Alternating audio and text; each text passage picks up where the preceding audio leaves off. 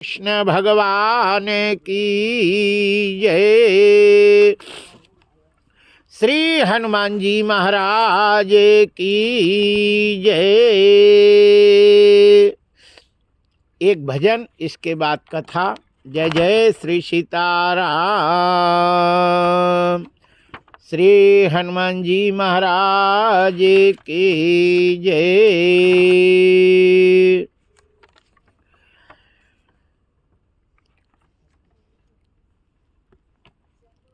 आइए एक भजन गाएंगे और सभी लोग ताली बजा करके गाएंगे। बोलिए बाके बिहारी लाल की जय। रे मन मूरख जन्म गमायो, रे मन मूरख जन्म गमायो, रे मन मूरख कर अभिमान विषय को राचो, कर अभिमान विषय को राचो, कर अभिमान विषय को राचो। नाम शरण नहीं आयो, हाँ नाम शरण नहीं आयो, रे मन मूरख जन्म गमायो, रे मन मूरख। ओ यह संसार फूल से मर को, यह संसार फूल से मर को। सुंदर देखी लो भायो, हा सुंदर देखी लो भा, रे मन मूरख जन्म गमायो, रे मन मूरख जन्म गमायो, रे मन मूरख। यो चाखन लगे रुई उड़ गई है, चाखन लगे रुई उड़ गई है। हाथ कछु नहीं आयो, हाथ कछु नहीं आयो, रे मन मूरख जन्म गमायो, रे मन मूरख जन्म। रोका भयो अब के मन सोचे, का भयो अब के मन सोचे। पिछले नहीं कमायो, हाँ पिछले नहीं कमायो, रे मन मूरख जन्म गमायो, रे मन मूरख। सूरदास हरि नाम भजन बिन, सूरदास हरि नाम भजन बिन। सिर धुन धुन पछतायो, हाँ सिर धुन धुन पछतायो, रे मन मूरख जन्म गमायो, रे मन मूरख। यो मूरख जन्म गमायो, हाँ मूरख जन्म, रे मन मूरख जन्म गमायो, रे मन मूरख जन्म, रे मन मूरख जन्म गमायो, रे मन मूरख जन्म। बोलिए बाके बिहारी लाल की जय। हरिशरणम। यहाँ कहते हैं ये संसार सेमर का फूल है ना। देखने में अच्छा है लेकिन इसमें रस नहीं है। फल में रुई भरी है, देखने में अच्छा है। बोलिए बाके बिहारी लाल की जय। बस इस संसार में रहकर जो भगवान का भजन करता है, भगवान का स्मरण करता है, उसी का जीवन सफल है। और जो भजन नहीं करता है, भगवान के शरण में नहीं रहता है, उसका जीवन निरर्थक हो जाता है। देखो, ये संसार है भगवान का बनाया हुआ, किसी का बनाया नहीं है, ये भगवान ने ही बनाया है। बस इस संसार में रह करके उस भगवान का स्मरण करते रहना चाहिए और उसका नाम जपते रहना चाहिए। बोलिए बाके बिहारी लाल की जय, श्री कृष्ण भगवान की जय। आइए भीष्म जी कहते हैं, कथा पे चलिए।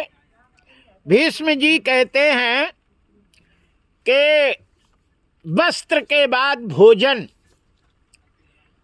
भोजन सबसे पहले मीठा पाना चाहिए। याद रखो, भोजन के बाद मीठा कभी भी नहीं लेना चाहिए।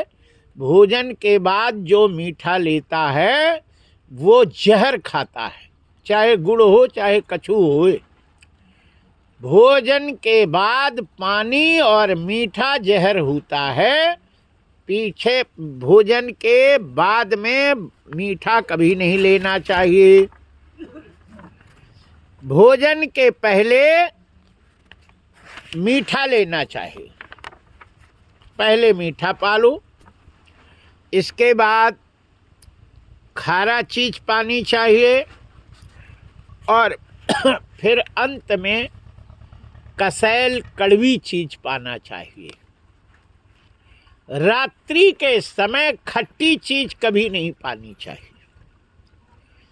दिन के भोजन के बाद में छाछ ले लेना चाहिए, खट्टी ले लो, लेकिन रात के खट्टी कभी नहीं पाना चाहिए। जो रात को दही पाता है, ये समझो लक्ष्मी तो कई करोड़ों दूर चली जाती है। रात्रि में दही छूना भी नहीं चाहिए और खट्टी चीज नहीं पानी चाहिए। जो रात को खट्टी पाता है, पुरुषों को तो कभी पाने नहीं चाहिए, माताओं को तो एक बार छूट है ना, लेकिन पुरुषों को कभी भी खट्टी चीज का सेवन नहीं करना चाहिए। घाघ भट्टरी कहते हैं कि गया पुरुष जो खाए खटाई, खटाई खाता है वो समझो गया। गया पुरुष जो खाए खटाई और गई नार जो खाए मिठाई, है ना। स्त्री यदि मीठा ज्यादा खाती है तो ये समझो गई। जय जय श्री सीताराम। गया पेड़ जहाँ बगुला बैठा, जिस पेड़ में बगुला बैठता है वो पेड़ सूख जाता है। जय जय श्री सीताराम। आइए, एक बार जो भोजन करता है वो देवान्न होता है, 2 बार जो पाता है वो मनुष्य अन्न होता है, और 3 बार भोजन करता है प्रेत अन्न होता है, और 4 बार जो पाता है वो पिशाच अन्न राक्षस अन्न होता है। इसलिए जब देव कार्य करे तो 1 ही बार पाना चाहिए, और जब घर गृहस्थी का काम करे तो 2 बार पा लेना चाहिए। ये नहीं कि दिन भर रपर रपर रपर रपर। जय जय सीताराम। भोजन को कभी गोद में रख के नहीं खाना चाहिए। फूटे बर्तन का कभी उपयोग नहीं करना चाहिए। फूटे बर्तन में खाने वाला मनुष्य महान पापी होता है और अंत में उसको चंद्रायण व्रत करने पर शुद्ध होता है, और नहीं तो शुद्ध नहीं होता। खाट में बैठकर कभी भोजन नहीं करना चाहिए। जय जय श्री सीताराम। बोलिए बाके बिहारी लाल की जय। आधा खाया हुआ भोजन और फिर यदि पाता है तो वो गौ मांस के समान होता है। याद रखो, हम नहीं कह रहे, खादितार्ध पुनः खादेन मोदकाश्च फलानि च प्रत्यक्षम लवणम, मतलब खाली नमक चाटे, खाली हाथ में नमक लेके चाटे वो। खादंतार्ध पुनः खादन, जैसे केला लिया छील के खाया फिर खाया, वो गोमांस के समान हो जाता है। इसलिए ऐसे छीले और फिर ऐसे तोड़ के ऐसे डाल लो, है ना। आग सब वो फिर खाओगे तो गोमांस के समान हो जाता है।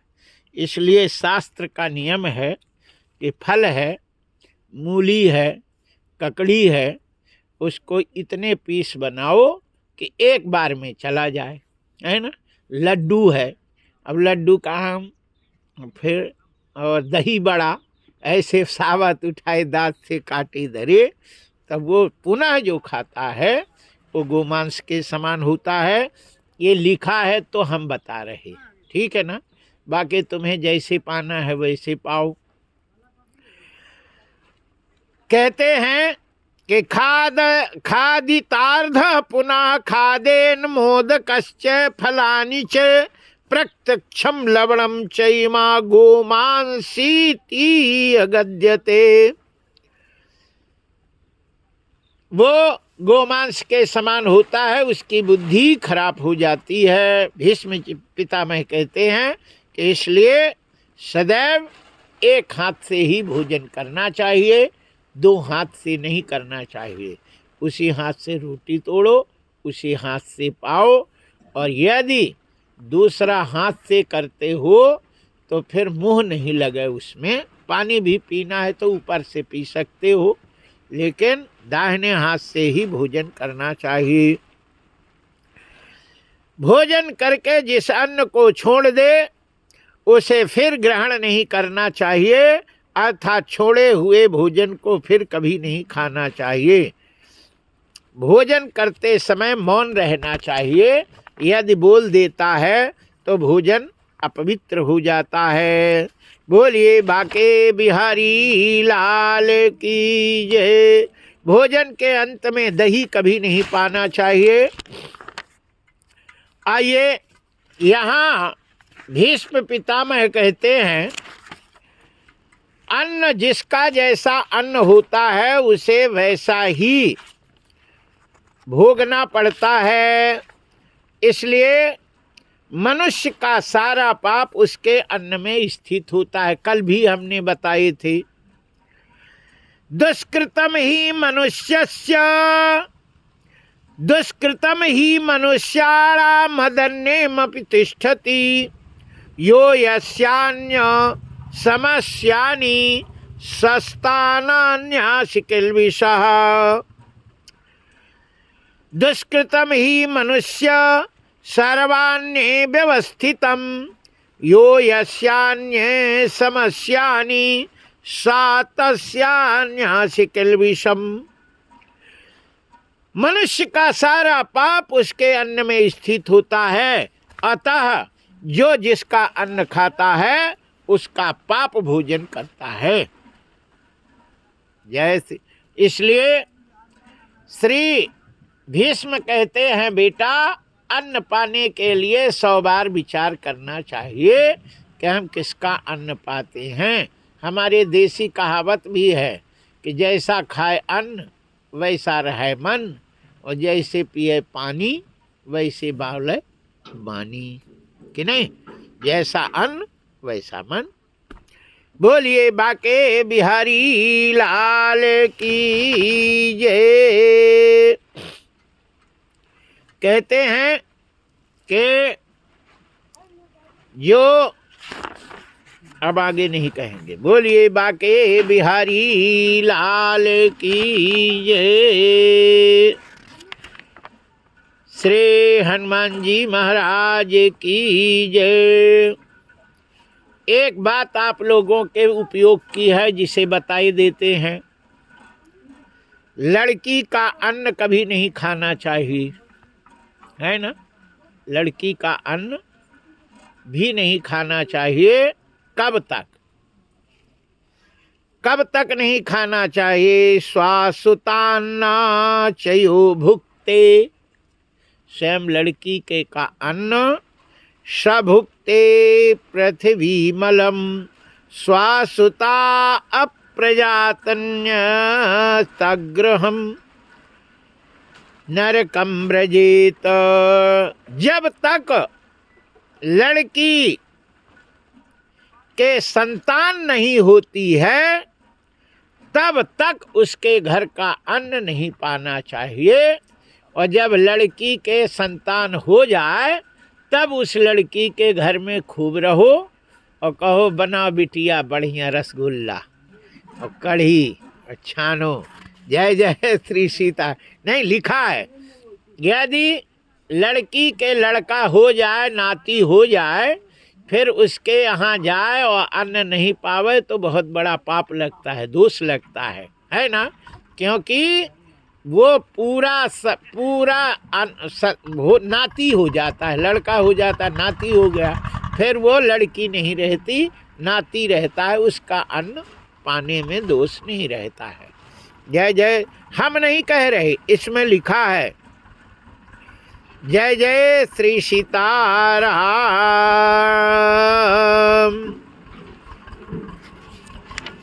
आइए अब हम आप लोगों को बताएंगे कि क्या पाना चाहिए, क्या नहीं पाना चाहिए।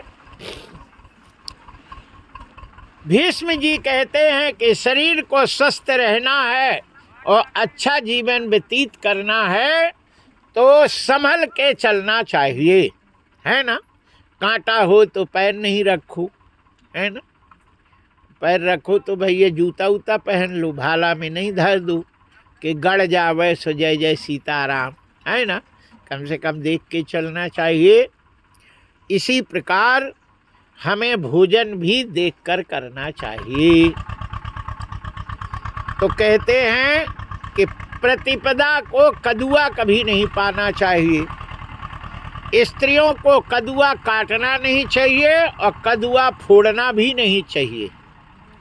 कछु माताएं कहती हैं कि कद्दू फोड़ लो, है ना। न फोड़ना चाहिए न काटना चाहिए। और यदि तुम्हें पाना है तो पुरुष लोग, है ना, फोड़ के और काट के और तैयार कर दे सो वो बना देवे, वो अलग बात है। लेकिन कदुआ काटने वाली, फोड़ने वाली स्त्री और दीपक बुझाने वाला पुरुष 7 जन्म तक दरिद्री होता है ना। नुकसान कछु नहीं है, दरिद्री होता है। पैसा नहीं होते, 1-1 रुपया को तरसना पड़ता। तो दरिद्री बनना हो तो खूब काटो और खूब बढ़िया, है ना, फोड़ो और जय जय सीताराम। और जो कहो कि नहीं नोट रहे तो इससे बचना चाहिए, है ना। प्रतिपदा को कुष्मांड, प्रतिपदस्तु च कुष्मांड। परिवा को कुष्मांड मतलब कदुआ होता है। कद्दू को नहीं पाना चाहिए, नहीं धन का नाश होता है। हमने बताया नहीं, धन चला जाता है। परिवा को नहीं पाना चाहिए। द्विज को बैगन एवं कटहर नहीं पाना चाहिए। तीज को परवल नहीं पाना चाहिए। चौथ को मूली खाने से धन का नाश होता है। पंचमी को बेल खाने से कलंक लगता है। छठ को नीम की पत्ती, नीम का फल, नीम की दातून, छठ को कभी नहीं करना चाहिए और नहीं तो नीच योनि में जन्म लेना पड़ता है। सप्तमी को ताड़ का फल खाने से रोग आता है, शरीर का नाश होता है। अष्टमी को नारियल नहीं पाना चाहिए। 8 को नारियल चटक यदि पाता है तो बुद्धि का नाश हो जाता है, बुद्धि कुंद पड़ जाती है। इसलिए अष्टमी को नारियल नहीं खाने चाहिए। 9वीं को लौकी नहीं पाना चाहिए। 10वीं को कलम्बी नहीं पाना चाहिए। एकादशी को सेम खाने से पुत्र का नाश होता है। द्वादशी को पोई खाने से पुत्र का नाश होता है। त्रयोदशी को भटा खाने से पुत्र का नाश होता है। रविवार को अदरक, लाल रंग की साग नहीं पाना चाहिए। कार्तिक के महीना में भटा एक महीना बिल्कुल नहीं पाना चाहिए। और माघ के महीना में मूली और मिश्री का सदैव त्याग करना चाहिए। वैसे सूर्य अस्त के बाद तिल युक्त पदार्थ नहीं पाना चाहिए। लक्ष्मी की इच्छा रखने वाले को रात को दही और सत्तू का सदैव त्याग करना चाहिए, नहीं तो नरक में जाता है। 12 महीना में 12 वस्तु का त्याग करना चाहिए। सावन के महीना में साग, पत्ते वाली साग का त्याग करना चाहिए। भादव के महीना में दही नहीं पाना चाहिए। और कुमार के महीना में करेला का सेवन नहीं करें। कार्तिक के महीना में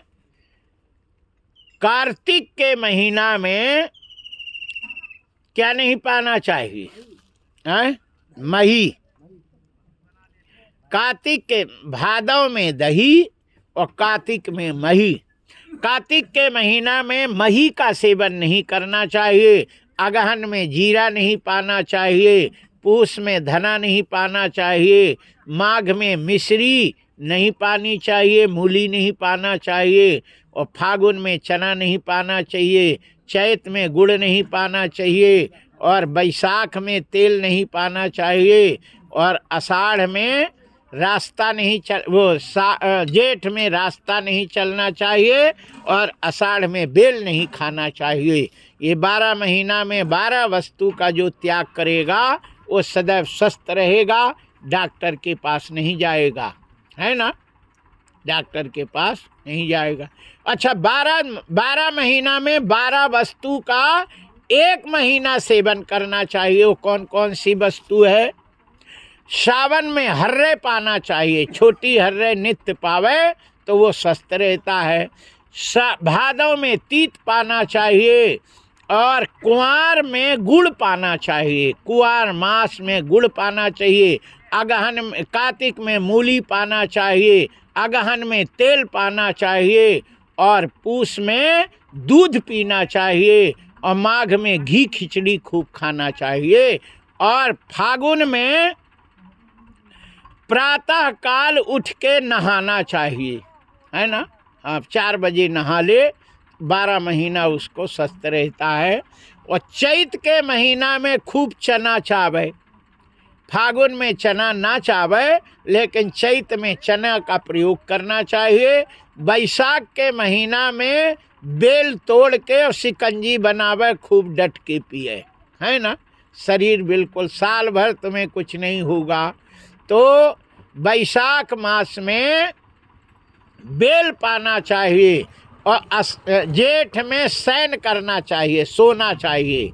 और आषाढ़ में खेल खेले तो वो शरीर स्वस्थ रहता है। ऐसे 12 महीना में 12 वस्तु का जो त्याग करता है और 12 महीना में 12 वस्तु का जो सेवन करता है, उसका शरीर स्वस्थ रहता है, बीमार नहीं पड़ता।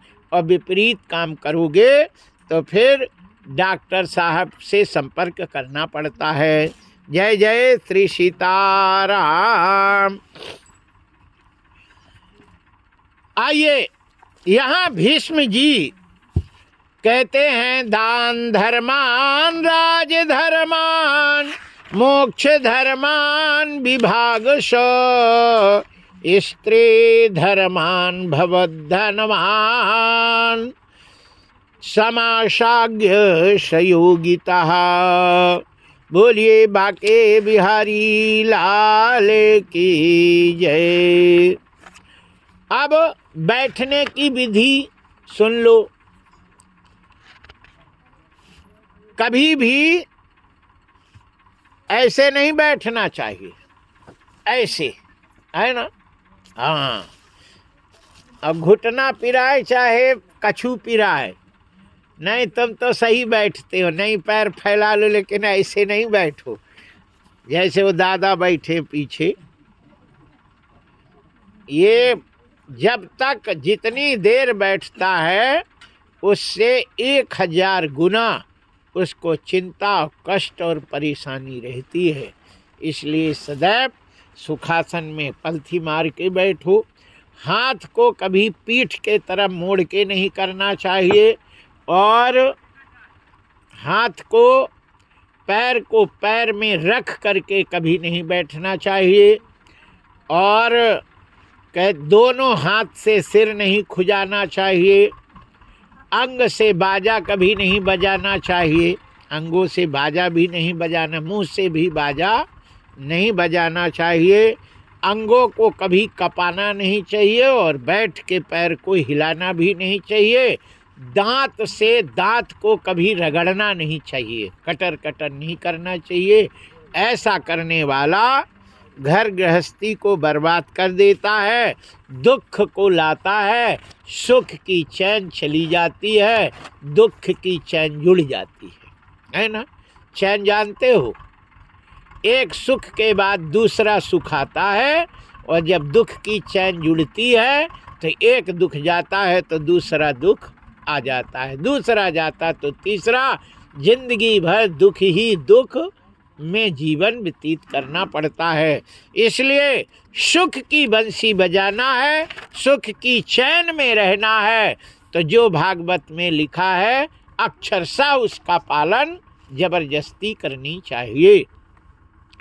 यहाँ भीष्म जी कहते हैं कि नहाए हुए कपड़े से कभी सिर को नहीं पोंछना चाहिए, है ना। पहनने वाले कपड़े से सिर नहीं पोंछना चाहिए। ये नहीं कि तुम नहाए, कछु लोगों को हम देखे कि जिस तौलिया को चड्डी में नहाए निचो के उसी से सिर पोंछे, मुंह पोंछे और फिर कंधे पे रखे, नहीं सिर पे धर के आते हैं, है ना। सिर पे रख लेते हैं, खेतन से आए, और जब तक सूख जाती है फिर जय जय सीताराम। बहुत दोष होता है। नहाने के कपड़े को कमर के ऊपर नहीं लाना चाहिए और ज़्यादा हो तो कमर के नीचे ही रखना चाहिए, सिर पे कभी नहीं रखना चाहिए। यदि नहाने वाले कपड़े से सिर पोंछ लिया तो ये समझो कि परेशानी उसको आ गई और चिंता बढ़ जाती है, सुख चला जाता है, दुख आ जाता है। बोलिए बाके बिहारी लाल की जय। श्री हनुमान जी महाराज की जय। पशुओं में गाय को ही केवल पालना चाहिए, बाकी कोई भी पशु को पालना नहीं चाहिए। कुत्ते को तो कभी पालना नहीं चाहिए। बिल्ली को, मुर्गा को, बकरा को, कुत्ता को, सुअरों को, पक्षी पालने वाला मनुष्य कृमि पीयूष नामक नरक में गिरता है। कुत्ता रखने वाले के लिए स्वर्ग में स्थान नहीं रहता। उसको यज्ञ कराने, कुआं खुदवाने, बावड़ी बनवाने का पुण्य क्रोधवश नाम का राक्षस हरण कर लेता है और उसे नरक में जाना पड़ता है। घर में मुर्गा एवं कुत्ते के रहने पर देवता उस घर का हविष्य कभी ग्रहण नहीं करते, उस घर को त्याग कर चले जाते हैं। यदि कुत्ता, सुअर और मुर्गी की दृष्टि पड़ जाए तो देव पूजा, श्रद्धा, तर्पण, ब्राह्मण भोजन, दान, होम ये सभी निष्फल हो जाते हैं, सब खत्म हो जाते हैं। जय जय श्री सीताराम। बोलिए बाके बिहारी लाल की जय। भोजन के बाद कुत्ते को भोजन जरूर देना चाहिए और भोजन के पहले गाय को भोजन देना चाहिए। भोजन तो देना चाहिए लेकिन पालना नहीं चाहिए, उसको घर में रखना नहीं चाहिए, उसको घर में अंदर नहीं घुसना चाहिए। जय जय श्री सीताराम। बोलिए बाके बिहारी लाल की जय। श्री भीष्म पितामह ने और भी बहुत सी बातें कहेंगे जो आगे हम कथा में आपको थोड़ी थोड़ी बातें बताएंगे, लेकिन अभी यहीं पे भगवान श्री कृष्ण से भीष्म कहते हैं कि कन्हैया एक बात हम आपसे कह रहे। भगवान ने कहा कहो। बोले तुम्हारी कितनी पत्नियां? हमने सुना है 16,108 हैं। बोले हाँ। बोले एक हमारी मोड़ी है, उसको भी ब्याह लो तो 109, 16,109 हो जाए, सो अच्छी रहेगी। सो कृष्ण भगवान मुस्कुराते हैं, लेकिन बाकी जितने भी थे वो चकित हो गए। बोले ये तो भीष्म है, इनके मूड़ी कहाँ से आ गई, है ना। सो कृष्ण तो समझते हैं। बोले कि हो हम ब्याह लेंगे। बोले वो मूड़ी कौन सी है जानते हो? हाँ हाँ, हस्तिनापुर बड़ी आई। इति मतिरुकल्पिता वितृष्णा, क्या है? तृष्णा। मन मरी माया मरी, मरी मरी जात शरीर, आशा तृष्णा ना मरी, और कही गए दास कबीर। व्यक्ति की तृष्णा नहीं मिटती है, आशाएं नहीं मिटती है, यही उसके पुनर्जन्म का प्रतीक होता है ना। आवागमन क्यों होता है? क्योंकि व्यक्ति की तृष्णा नहीं मिटती है, उस तृष्णा के कारण ही उसको पुनर्जन्म लेना पड़ता।